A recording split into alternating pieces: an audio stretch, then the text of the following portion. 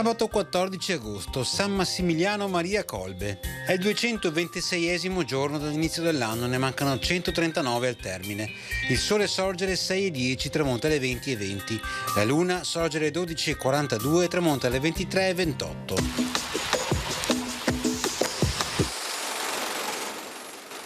Daniele Manin saluta per l'ultima volta la Guardia Civica schierata in piazza San Marco a Venezia. Nei 17 mesi della nostra rivoluzione, dichiara Manin, si mantenne puro il nome di Venezia, già vilipeso ed ora venerato da amici e nemici. Il merito principale è dovuto allo zelo infaticabile della milizia cittadina, il cui nome rimarrà onorato nella storia.